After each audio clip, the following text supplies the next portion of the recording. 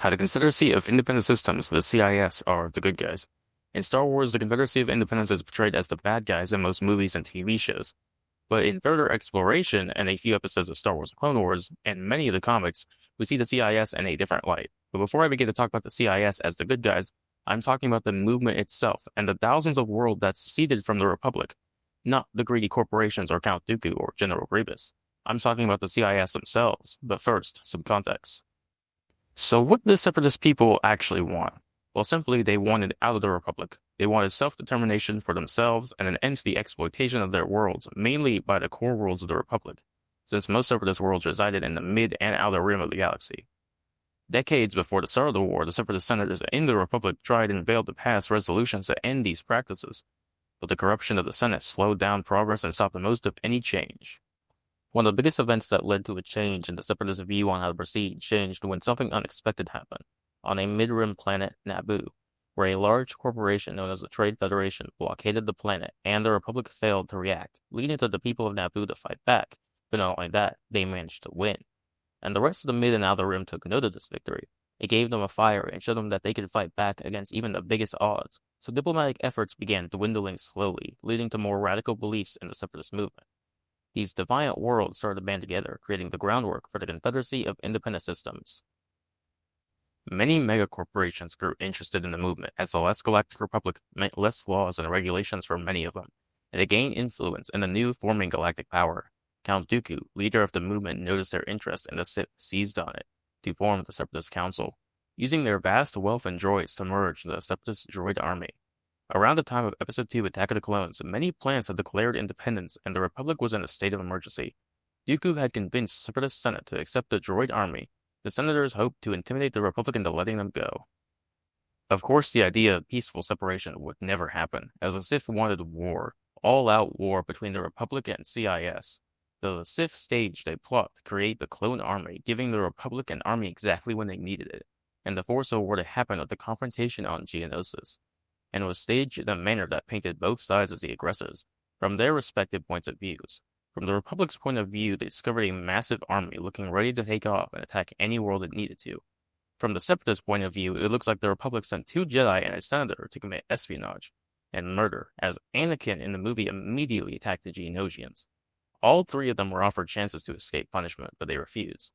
Then the Republic's attack with 200 Jedi to assassinate or capture the Separatist leaders, invading the planet afterwards with a massive army that came out of thin air to the Separatists, leading to both sides to blame the other for starting the conflict, and any attempts to end the conflict were thwarted by the Sith, who used terror attacks to keep the war going.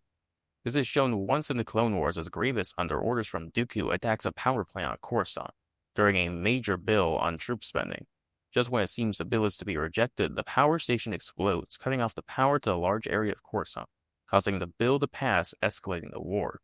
But in the same episode, we visit Raxus, the capital of the CIS, and see the Separatist Parliament, who vote for peace talks, so they're also thwarted by said terror attack.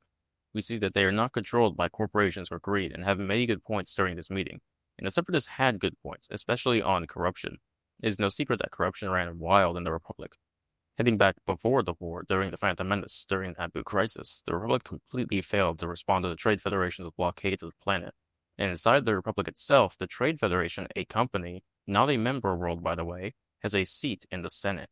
That's like if Amazon got a seat at the UN. And what really comes down to the fact is that the Republic has no military, at most planet-to-planet militias, but the Republic itself has no army, besides the Jedi, who they have come to grow reliant on. The truth is, the Trade Federation, a company, had a stronger military force than the entire Republic because they were dealing with pirates, which was also organized by the Sith to give the Trade Federation a larger military force. This is like if Amazon joined the UN and was the strongest military force and could bully full-on countries. The amount of corruption that could allow companies to have that level of political representation and power is wild, and the poor response to their blockade is a clear indicator of the corruption. It was a pure luck that Naboo was able to remove the Trade Federation by themselves. 9 times out of 10, without the Jedi interference, the Trade Federation probably would have won. Moving on to the second main point, exploitation. Many Outer Rim worlds are packed full of resources that the core worlds needed, but there was a lack of fair trade, and being part of the Republic allowed the rich elites of the core to exploit poor Outer Rim worlds. Though not on the same level everywhere, if you look at most Outer Rim worlds, exploitation was common. Before I continue, I want to touch on how this relates to my English class, because that's the whole point of this. And the themes we learn were many times where we have to address the morality of a situation. And when we talk about corruption, we talk about the morals of the Republic and the separatist politicians. One of the few positively represented sides of the separatists is this fact that the separatist politicians are usually on the moral good side, whether it be in the Bad Batch or the Clone Wars. In the same series, we see the corruption and evil of many Republic politicians who are fueled by war profiting or power they gain by aligning with Chancellor Palpatine. A source of morality in Star Wars can be the Jedi, and to note that many Jedi didn't even know why they were fighting in the war in the first place. Many Jedi didn't even know why the war even started, and some who found out actually switched sides and fought for the Confederacy. Another thing to note is the goal of the Separatists was not to conquer the Republic. Many believed that the droid army was meant to occupy the Republic, a myth spread by Republic propaganda and many fans even believed. But the goal was not conquest, but to force the Republic to recognize the independence of those worlds, not destroy the Republic, but push the Republic to give up and concede. They believe in what many believe today called self-determination, the right to determine your own fate, and they believe in the right of all species in the galaxy being equal instead of under corrupt politicians from the core worlds. Another big talking points for many separatists after the war started was the clones, a large slave army of organic beings unlike the droids of the separatists, which many of the separatists see as a more humane way to fight the war, as droids aren't living beings bred to fight a war, just metal and wires. And when it came to the actual evil deeds of the droid army and their commanders, many separatist senators were kept in the dark, and they even gave Count Dooku a humanitarian award. That's how far in the dark they were. As the war was conducted by the Separatist Council, the council that was manned and by different corporate leaders who controlled the war effort. After the war, the Confederacy proved right, as the Republic became the Empire and the Separatist droid armies were shut down, but this does not signal the end of the war, as many Separatist holdouts would continue to fight in the Outer Rim, and any droid forces of an organic officer would be able to reactivate their droids and continue fighting, like in the Bad Batch, where we see an army of reactivated droids capture a governor.